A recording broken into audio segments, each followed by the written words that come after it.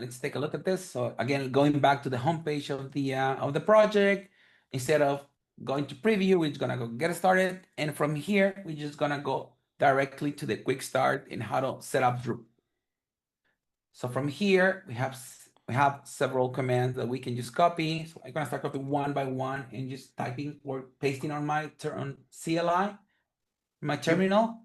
In the meantime, I can talk a little about this. What we are using here is Jesus start to creating a DDEV project, which is using our composer template for Drupal decoupled. So what has the composer template? Well, is just the core of Drupal core 11 and version 11, and we are bringing the recipe, which is using like it is managing as a composer package for Drupal in this case. And the additional thing or the magic that is happening here with DDEV, also with Lando, is we have a pretty handy script just to make the full installation and like pre-configure all the Drupal. Uh, what configurations we are making, installing the recipe itself, and we have to run a couple of scripts to set up the authentication, for the OAuth authentications, the keys, the secrets for to allow the front end to communicate with the Drupal instance. So uh, to make all that, you have to make a little some step are really really easy steps also but now it's what we are making just a DDEV command to run the whole thing. when you uh, when you are downloading the composer template, you are able to take a look of what this command does, which is the installation, the composer required from Drush, the composer required for our recipe, the installation of the recipe, and the scripts required to set up the authentication with the front end. And we're going to see at the end of this uh, of this installation, like the output of the values you have to copy and paste to your front end application to allow them to authenticate with the backend. And yep, that's pretty much it. So right now Drupal decoupled already supports Drupal 11, right, Jesus? Like, what does that? What changes with that update, or are there any significant changes or modifications to the project, or? Not really, other than support, the latest supported version of Drupal, which is 11. Yeah, again, our recipes are on the latest version. We wait a little to support 11 because we wanted to make sure the contributed module we were using are stable. So we wait a little instead of like going right away when 11 was released. But now that all of the modules we have are mature enough and have support for 11, we decided to go and do that. Remember some of the keys that Omar were mentioning that we will require to connect backend and front end. Those are, shown on the CLI output. So you can copy from here to the front end and connect all the dots. So once the process is completed, as we can see here, we can just like click this link and log in into the Drupal site. We can see here, this is the Drupal site, and this is exactly the same, installation that we have with on the cloud, but in this particular case, in our local machine. All the content is here, and it's broken, but it's not broken really. So we need to like set up the front end part here. We will that in a minute.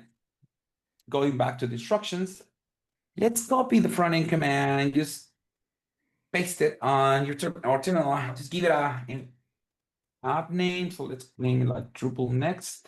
And this process is gonna take care of downloading all of the npm packages for setting up a project. What else is downloaded here, Omar? I mean, just the next application, which is based in our starter, which already has all the setup, the setup to connect with the Drupal site.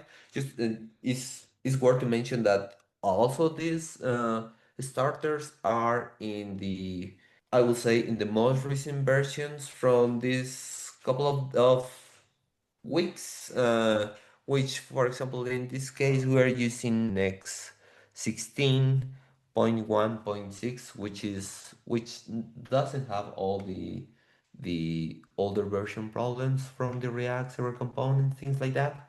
We also we also with all this new update to support Drupal 11, we also take care of these starters and trying to bring us to the most recent versions. Yeah, and we are going to try to keep this like updates frequently. We can promise uh, too much, but we are going to try to keep it updated. Yeah, and well, also next in other, also for the components we are using shadcn in this case.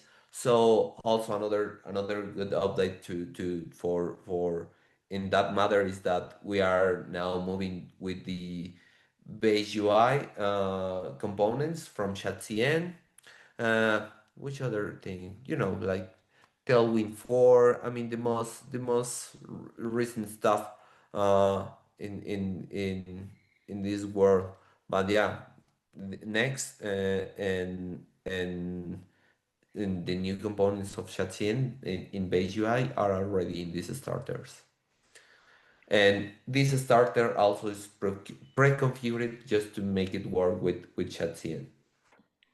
Great. Okay, like yeah, falling back with the installation process, we just like create the app, but now we need to do a little configuration. In this particular case, we're gonna copy the EMB example file as EMB. So let's go here, you know, paste it in. Let's going back to the instruction, and this it means update values. So once I copy, I run this command, the file it was like copy. What I'm gonna go to is going back to my Drupal installation and just copy the values here. So we're gonna copy this Drupal client ID and Drupal client secret, which those values were generated for this particular Drupal installation. We're gonna go to my EMB file, say it Yep. here. Everything is, Also, go I ahead. mean, also you are going to, well, in this case, we are the DDEV site is naming Drupal Decoupled. This can change whatever is your like uh the name of your project. And also, I forgot to mention, also we are using the latest version of Storybook, which is Storybook 10. Sorry about that. Okay, and as you can see here, we support DDEV and Lando. If you want to, if in your particular case you're using Lando, you just like remove this line, or uncomment this one, remove this one, so you can use whatever you want to use, either DDEV or Lando. So once we finish this configuration here, we can go back to our CLI and just run npm run dev. It means this is gonna run the Next.js application. To go click this one, and what are we gonna see next is the app. So the Next.js app is here. It's already pre-configured, consuming data from the local Drupal installation we have here. So it means if I go back to my Drupal site and refresh the page, now I'm gonna see the next app. It's exactly the same thing we have on Tugboat. So we can do the same example. You go edit here and just change something on my components, like change whatever I want to change. Click save, was updated, go back to my next site, and it's already, all fully functional example.